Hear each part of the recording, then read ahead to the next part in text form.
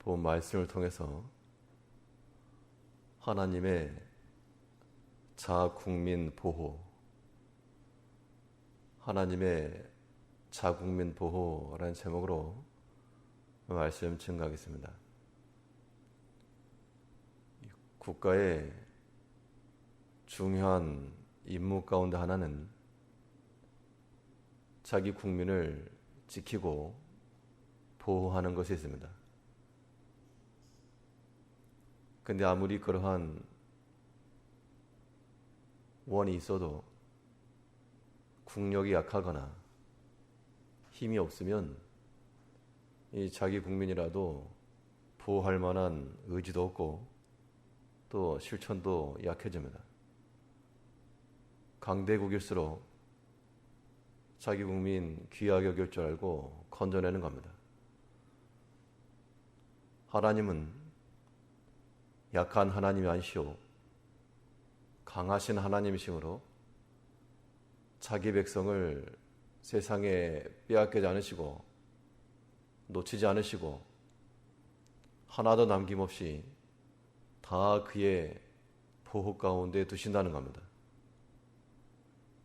이제 우리가 하나님의 복된 백성이 되어 그 백성으로서의 삶을 살아가기만 한다면 하나님의 보호하심을 다 받는 겁니다. 그렇다면 하나님의 보호를 받는 그 나라 백성이 된다는 것은 무엇을 의미하는가? 우리가 어떠한 자들로 살아갈 때에 하나님의 보호를 받을 것인가? 본 말씀을 통해 살펴보시면 먼저는 우리가 하나님의 보호를 받기 위해서는 하나님의 법에서 떠나지 않아야 됩니다. 하나님의 법에 적용을 받는 자들이 하나님의 보호하심을 받는 겁니다. 모든 법이라고 하는 것은 입법의 목적이 있게 마련인데 하나님의 법의 목적은 그의 백성들로 하여금 그 통치자 되시는 하나님께 순종하며 하나님을 닮아가는 것이 있다는 겁니다. 이러한 하나님의 법에 부합하기만 하면 그 누구라도 부하건 가난하건 지식이 있건 없건 관계없이 하나님의 능력의 팔로 붙들어진다는 겁니다. 본문 6절에서 의인은 정직한 자를 보호하고 의라고 하는 것이 우리의 의로운 행실, 우리에게 나타나는 그런 외적 행실을 의미하고 달 것이고 또 중요한 것은 하나님 닮아가는 겁니다. 하나님께서 옳다 인정하시는 것이 우리 성도의 의가 되는데 하나님이 하나님 인정하시는 그러한 신앙의 삶이 하나님의 보호를 받는 그러한 길이 되는 겁니다. 그 나라 백성의 특징은 정직과 진실에 따르습니다. 우리 한국 사람들을 가리켜 백의 민족 그렇게 불렸다고 하는데 흰 옷을 입고 다니기 때문에 서양인들의 눈에 보일 때 참 신기하게 보였을 겁니다. 너도 나도 할 것 없이 다 흰색 옷을 입고 다니는데 그 중에 만일 시꺼먼 옷을 입고 있는 한 사람이 있다 그러면 눈에 확 띄었을 겁니다. 하나님 나라의 특징은 그 백성들의 정체성이라고 하는 것은 정직과 진실입니다. 하나님이 진실하심으로 그 하나님을 닮아서 마음이 바르고 언제나 진실함을 추구하는 자들은 그 나라의 백성이 맞고 그 백성들이 하나님의 보호하심을 받는 겁니다. 이제 우리가 하나님이 인증하실 만한, 하나님께서 인정하실 만한 그러한 믿음의 사람들로 살아가야 되겠습니다. 성경에서는 하나님께서 인정하시는 그러한 믿음의 예들이 몇 가지 나오는데, 특히 욥기에서 보면 하나님께서 이 욥을 자랑하시는데 이게 마귀에게 자랑하시는 겁니다. 네가 내 욥 주의하여 보았느냐? 그처럼 순전하고 정직하여 악에서 떠난 자가 없다. 하나님께서 인정하실 만한 그러한 신앙인격이 될 때 하나님의 보호를 받는 겁니다. 회대 마귀가 하는 말이 저거 재물이 많아가지고 그래서 그렇지 그거 다 치면 하나님 욕할 거라고. 그때 하나님께서 그의 모든 소유를 치되 그의 몸에는 손을 내지 말아라. 하나님이 지켜주신 겁니다. 시험의 때라도 하나님을 경외하며 사랑하며 하나님이 인정하실 만한 믿음을 가지고 나가는 백성들은 하나님께서 친히 지켜주신다 그랬습니다. 이제 우리 자신을 생각해 볼 때 하나님이 과연 인정하실 만한 숨은 보석과도 같은 사람일지 아니면 그저 평범한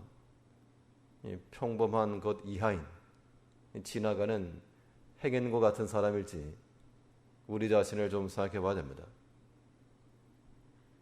그 영원하신 능력 하나님 앞에서 우리의 존재감이 없고 중요도가 떨어진 인생이라고 그런다면 신앙의 삶이라고 볼 수가 없는 겁니다. 무의미한 겁니다. 하나님께서 인정하실 만한 참으로 내 사랑하고 하나님을 경외하며 정직한 나의 종이라 일컬음을 받을 때까지 우리가 더욱 마음 하나님을 닮아서 정직과 진실함을 갖추며 그 나라의 법에 적용을 받아야 되겠습니다. 이 땅에 사는 외국인들은 비록 이 땅에 살아도 본국의 법을 적용받는 것처럼 우리의 세상 가운데 살지라도 우리는 세상 법에 적용을 받지 않고 하나님 나라의 본국의 적용을 더 받아야 됩니다. 그러므로 하나님께서 기뻐하시는 것으로 우리의 기쁨을 삼고 하나님 나라에 즐거워하는 것으로 우리의 즐거움으로 삼아 이 땅 가운데서라도 하나님의 법에 떠나지 않고 그 법을 잘 지켜 하나님의 보호하심을 받는 하나님의 자국민들로 살아가는 우리가 되어야 되겠습니다. 또 하나님께서 보호하시는 하나님의 보호를 받는 그 백성이 된다는 것은 무엇을 의미하는가? 우리가 죄에 물들지 않아야 되겠습니다. 하나님께서는 죄에 익숙하지 않은 세상에 물들지 않는 그러한 순결하고 정결한 자기 백성을 찾으시고 또 그들을 지켜보아하시는 겁니다. 그래서 우리가 정직과 진실함으로 나가면 하나님의 보호하심을 받을 것이요 반대로 악을 행하고 나가면 그 악에서 돌이키지 아니하면 패망의 길로 간다 그랬습니다. 본문 6절에서 의인은 정직한 자를 보호하고 악은 죄인을 패망케 하느니라. 하나님의 보호가 떠나면 그 망케 되는 길입니다. 우리가 무엇을 우리의 보호자로 삼을 것인가? 지혜로운 선택이 필요한데 여호수아에 보면 그 정탐꾼들이 갔을 때 어떤 일부 사람들은 우리는 그 땅 얻지 못한다 했을 때 믿음 안에서 보고했던 그들은 그들의 보호자는 떠났다. 우리와 함께 하신 이가 더 강하시다. 세상의 것으로 보호를 삼지 않고 더 더 강하신 하나님으로 보호자를 삼고 나갔을 때 이 믿음의 담대함이 나왔다는 겁니다. 결국 하나님께서 누구를 보호하셨습니까? 세상을 정확히 보았던, 팩트 체크를 잘했던 그 10명이 아니라 하나님의 능력을 신뢰했던 그 두 사람이 보호를 받은 겁니다. 우리가 하나님의 보호하심 가운데 들어가기 위해서 하나님의 능력을 신뢰하고 반대로 세상이 말하는 것을 따르지 않을 것이며 이 죄를 버리고 세상의 익숙함을 버려야 됩니다. 우리가 하나님 백성이라 그러면서도 세상을 너무 잘 알고 죄에 익숙하면 하나님께 혼란을 드리는 겁니다. 이것이 과연 내 백성인가 아닌가? 겉모양으로는 내 백성 같은데 하는 행실과 또 그 신앙인격을 보니 나를 닮지 않았으니 하나님께 이런 혼동함을 주지 말고 모든 악과 모든 세상에서부터 우리가 벗어나야 됩니다. 아버지 집을 떠난 탕자와 같은 결국 세상에서 결국은 하나님께로 돌아오는 겁니다. 이제 우리가 그런 탕자와 같이 아버지를 떠나는 자가 되지 않고 그의 보호를 받으며 그 아버지의 명한 대로 잘 행하여 그 집에 거하는 축복을 누려야 됩니다. 자녀를 양육하다 보면 부모로서의 책무와 때로는 자녀 보호에 대한 의무가 있고 먹을 것과 마실 것을 주어야 될 부모로서의 역할이 있긴 하지만 때로는 이 자녀들의 모습들이 때로는 보기 싫은 꼴 보기 싫은 그런 장면들도 있습니다. 그럴 때는 이 자녀들에게 주려고 했다가도 멈추고 좋은 것을 하려고 했다가도 거두는 경우가 있습니다.